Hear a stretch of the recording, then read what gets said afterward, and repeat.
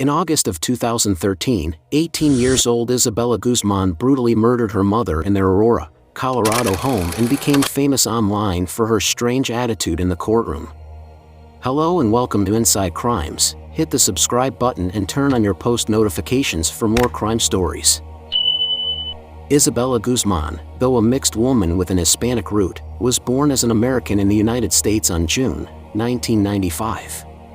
She had a dysfunctional background as her biological parents, Robert Guzman and Yun Hoy, were divorced. Isabella Guzman was said to have developed behavioral issues at a tender age. Due to this, her mother, Yun Hoy, sent her to live with her biological father, Robert Guzman, when she was around 7 years old. However, Isabella Guzman later moved back in with her mother but continued to be troublesome and disrespectful throughout her teenage years, which eventually made her drop out of school.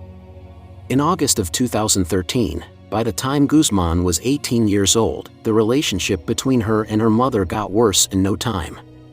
Ryan Hoy, Guzman's stepfather, said she became more threatening and disrespectful towards her mother.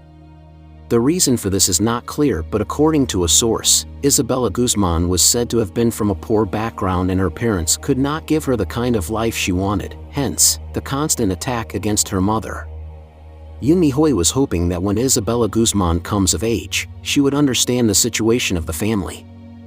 Apparently, that did not happen because on Tuesday, 27th of August, 2013, Guzman and her mom ended up having a particularly heated argument that eventually made Guzman spit into her mom's face. By the next morning, Yun Hoy received an email that read the three-letter words "You will pay" from her daughter. A terrified Hoy decided to call the police. They came to the house that afternoon and talked with Guzman. They told her that her mother had the rights to legally kick her out if she failed to follow her rules and respect her. In order to instill more senses into Guzman, Hoy also called Guzman's biological father and begged him to come and have a talk with his daughter.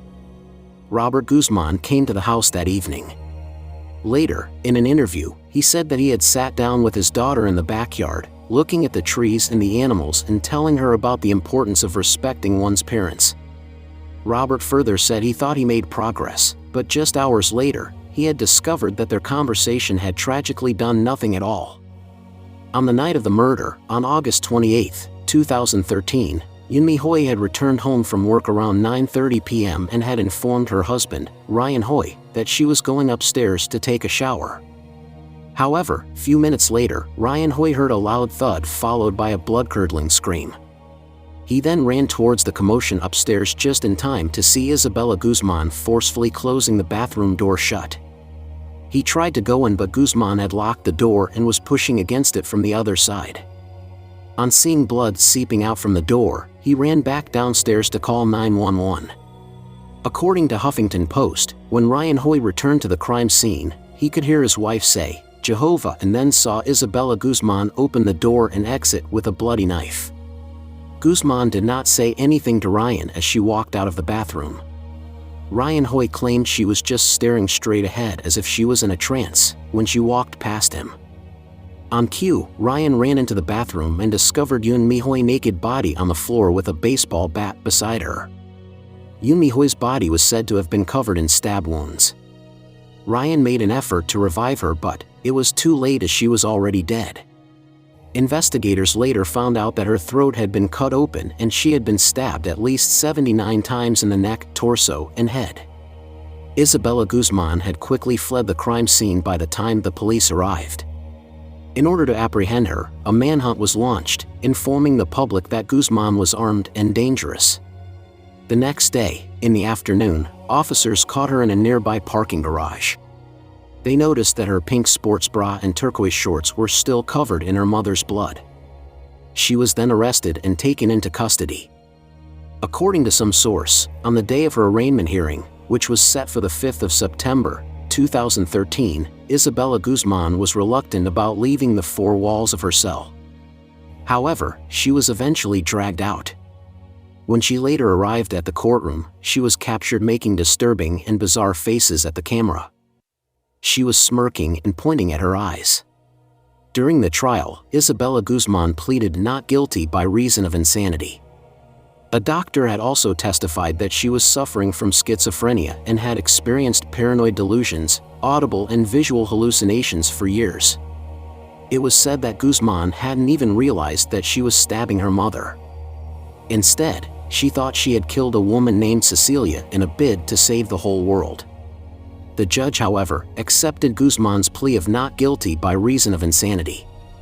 She was then sent to the Colorado Mental Health Institute in Pueblo, where she was ordered to stay until she was no longer a danger to herself or the community.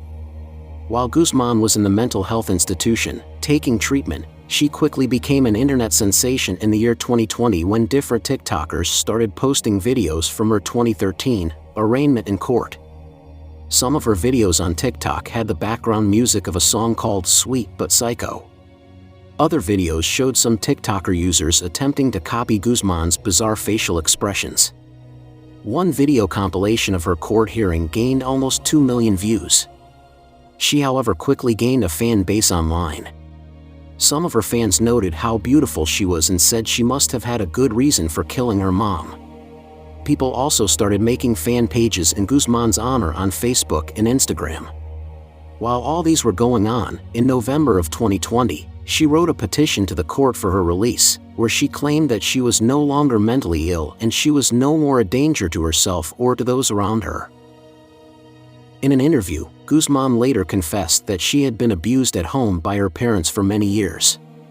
She explained that her parents were Jehovah's Witnesses who abused her often because she left and quit the religion at the age of 14. In June 2021, Isabella Guzman was granted permission to leave the hospital for therapy sessions. Even though she had an abusive relationship with her mother, she said she regretted what she did and if she could take it back, she would. What do you all think about Isabella Guzman? Let us know what your thoughts are in the comments. Thank you for watching. If you like the video, give it a thumbs up and subscribe.